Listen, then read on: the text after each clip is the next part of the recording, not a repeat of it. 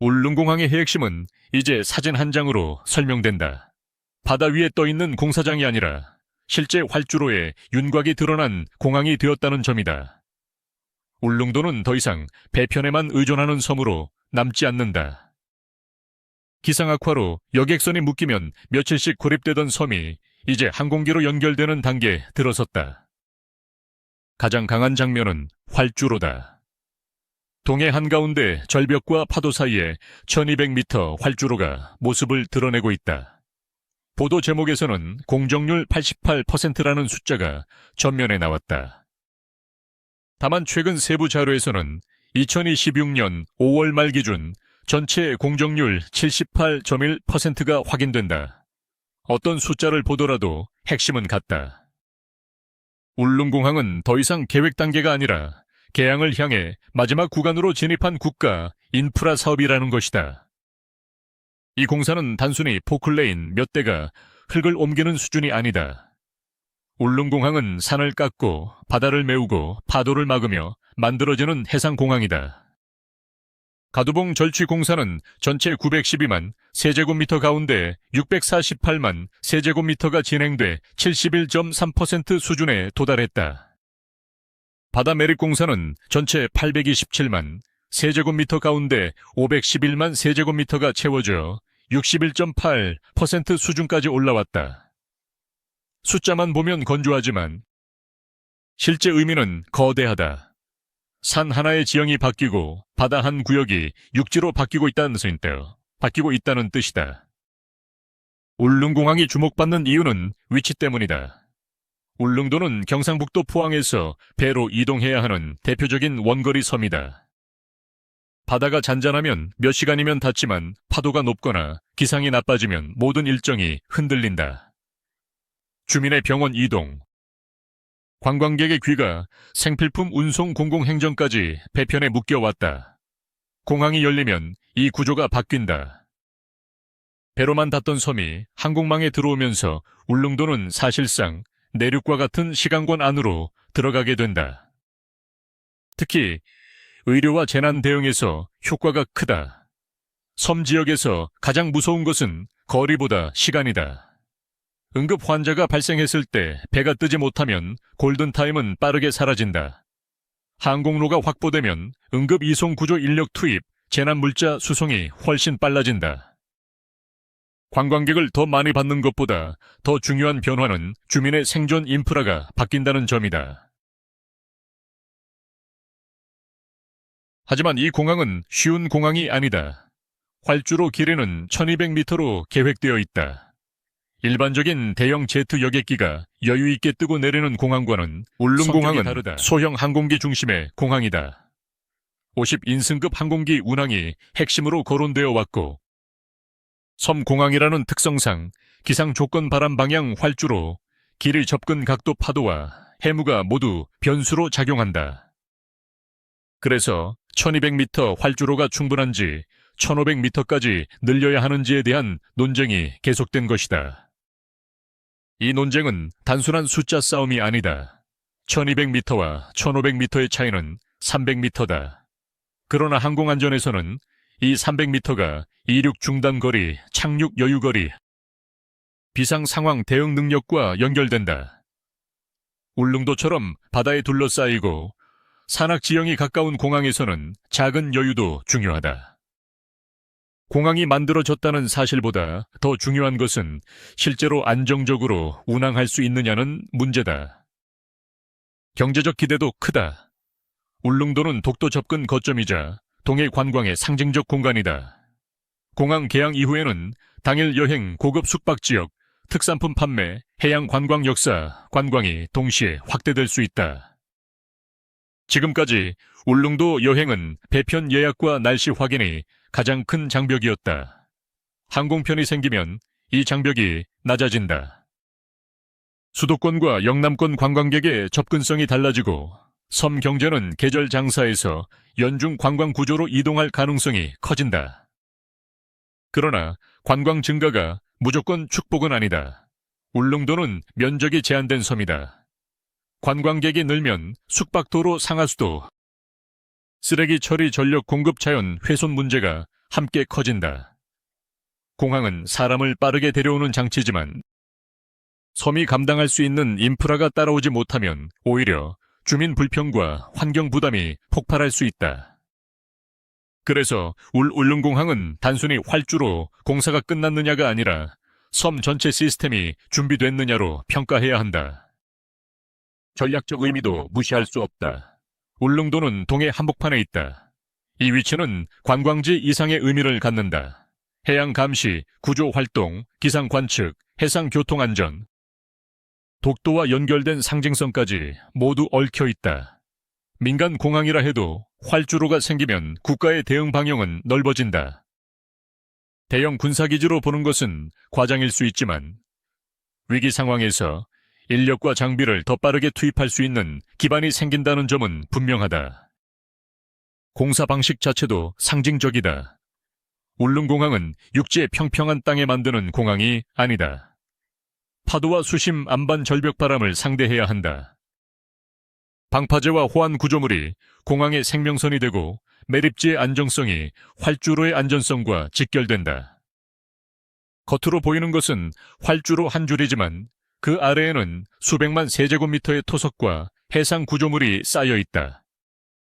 그래서 공정률이 높아졌다는 말은 단순한 진도표가 아니라 가장 어려운 공학적 장벽을 하나씩 넘어왔다는 의미다. 계약 목표가 현실화되면 울릉도의 시간표는 완전히 달라진다. 배 시간에 맞춰 움직이던 관광과 물류가 항공 시간표 중심으로 재편된다. 주민은 병원과 행정 서비스를 더 빠르게 이용할 수 있고 관광업자는 더 예측 가능한 예약 구조를 만들 수 있다. 정부 입장에서는 섬 지역 균형 발전에 상징적 성과를 확보하게 된다. 울릉공항은 작은 지방공항 하나가 아니라 섬을 육지의 생활권으로 끌어당기는 그럼에도 마지막 실험이다. 질문은 남는다. 활주로 윤곽이 드러났다고 해서 성공이 보장되는 것은 아니다. 공항은 완공보다 운영이 더 어렵다. 항공사 취향 항공기 기종 확보, 기상기준, 운항 안전 주민 수용성, 환경관리, 관광객 분산 계획까지 맞물려야 한다. 1200m 활주로가 실제 운영에서 어떤 성적을 내는지, 바람과 해무가 잦은 날에도 얼마나 안정적인 운항률을 확보하는지가 관건이다. 울릉공항의 진짜 의미는 바로 여기에 있다. 이 공항은 울릉도에 비행기를 띄우기 위한 사업이 아니다. 섬의 고립을 줄이고 동해의 전략적 거점을 강화하고 관광과 생활 인프라를 동시에 바꾸는 사업이다. 활주로가 바다 위에 선명하게 드러난 순간 울릉도는 이미 과거의 섬이 아니게 됐다. 이제 남은 것은 하나다. 이 거대한 공사가 실제 주민의 삶을 바꾸는 안전한 하늘길로 완성될 수 있느냐다. 또 하나의 관전 포인트는 항공기 문제다. 활주로가 1200m라면 아무 항공기나 투입할 수 없다. 이 조건에서는 짧은 활주로에서 뜨고 내릴 수 있는 기종이 필요하다. 국내에서는 소형 터보프롭 항공기 50, 인승급 여객기, 도서지역 전용 노선 운항 가능성이 계속 거론됐다. 문제는 수요가 충분한지, 항공사가 비용을 감당할 수 있는지, 그리고 악천후 속에서도 일정한 운항률을 유지할 수 있는지다. 공항은 지어놓기만 하면 끝나는 시설이 아니다. 노선이 열리고 승객이 꾸준히 타고 안전 기준을 지키며 반복 운항될 때 비로소 성공한 공항이 된다. 울릉공항은 한국의 다른 지방공항과도 성격이 다르다. 기존 지방공항은 대개 도시 주변 평지에 자리 잡고 도로와 철도, 버스망과 연결된다. 그러나 울릉공항은 섬의 좁은 지형 안에서 독립적으로 작동해야 한다. 공항에서 도동, 저동, 사동 등 주요 생활권으로 이어지는 도로망이 중요하고 관광객이 몰리는 시기에는 차량 흐름과 주차 문제도 커질 수 있다. 항공 수요만 계산해서는 부족하다. 섬 안에서 사람이 어떻게 이동하고 어디에서 머물고 어떤 방식으로 자연을 이용할지까지 함께 설계해야 한다. 환경 문제도 피할 수 없다. 바다를 메우고 산을 깎는 공사는 언제나 생태계 논란을 동반한다. 매립 과정에서는 해류 변화와 해양 생물 서식지 변화가 발생할 수 있고, 절취 공사에서는 경관 훼손과 토사 관리 문제가 따라온다. 울릉도는 일반적인 해안 도시가 아니라 화산섬 특유의 지형과 생태적 가치를 가진 지역이다. 그래서 공항이 완공된 뒤에도 환경 모니터링은 계속되어야 한다.